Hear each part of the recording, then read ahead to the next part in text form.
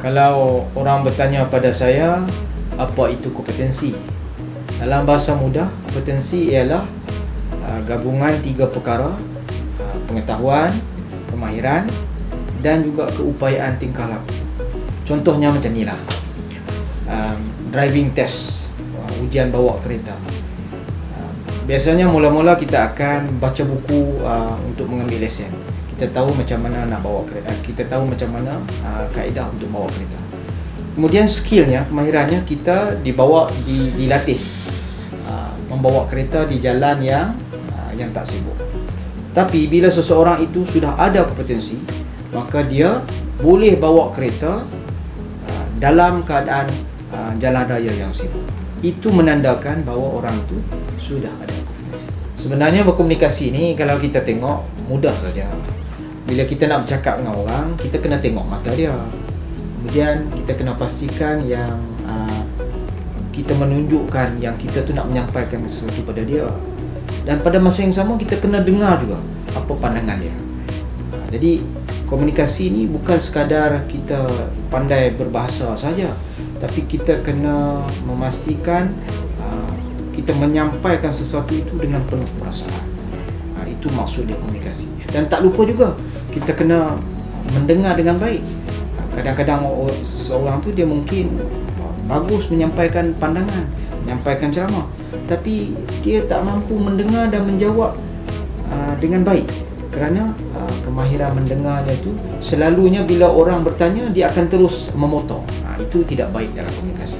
Itu adalah halangan-halangan dalam komunikasi. Pada saya kualitatif penting, kuantitatif pun penting. Biasanya orang akan menjurus kepada kuantitatif kerana berdasarkan kepada jumlah, pengiraan dan juga benda yang boleh dikira. Tetapi untuk mendalami sesuatu isu, kita kena pergi kualitatif. Biasanya kualitatif tu kita menemu ramah, membiarkan orang yang kita temu ramah tu menceritakan sehingga sedalam-dalamnya. Dan dekat situlah baru kita akan dapat mengetahui sebenarnya motif di sebalik perkara yang nak disampaikan. Kalau dalam contoh kuantitatif, biasanya borang soal selidik akan diedarkan. Itu biasa kita hanya akan dapat tahu perkara-perkara atas saja, jumlah, data dan sebagainya. Tetapi bila kita menemu ramah, membuat pemerhatian langsung, maka itu sudah masuk dalam kategori kualitatif. Kualitatif ni melahirkan maksud-maksud yang lebih tersirat berbanding yang tersurat dalam kuantitatif. Tersurat biasanya digambarkan sebagaimana yang ditulis di atas kertas ataupun di dalam laporan, berdasarkan benda-benda yang boleh dibaca.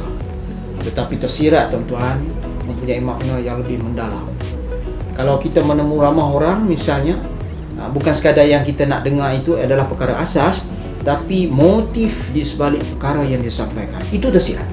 Tersirat ni memerlukan pengamatan yang tajam, memerlukan kedalaman persoalan yang nak dirungkaikan.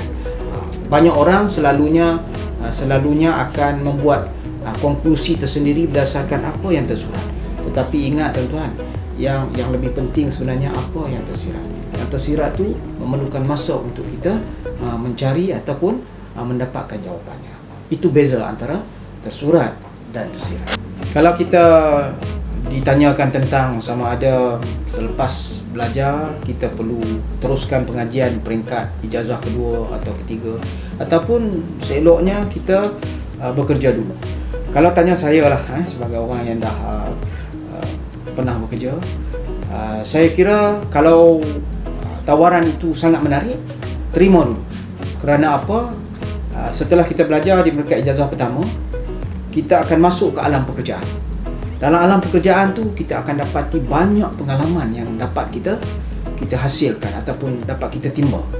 Dan pengalaman inilah sebenarnya yang membezakan kita ketika kita sambung kepada pengajian kita di peringkat sarjana ataupun ijazah kedua. Berbeza kalau tuan-tuan tanya saya bagaimana pelajar yang ijazah pertama terus sambung ijazah kedua dengan orang yang sudah ada ijazah pertama, ada 5 tahun pengalaman misalnya, menyambung ijazah keduanya. Beza tuan-tuan. Cara dia bercakap, kaedah kaedah dia berkongsi pengetahuan dia di dalam kelas, membentangkan maklumat-maklumat yang dia ada berbeza tu. Soalan yang dikemukakan kepada pensyarah juga berbeza. Jadi pada saya, gabungan ijazah sarjana dengan sarjana muda dengan pengalaman itu lebih baik daripada selepas ijazah pertama terus sambung ijazah kedua. Itulah pandangan saya.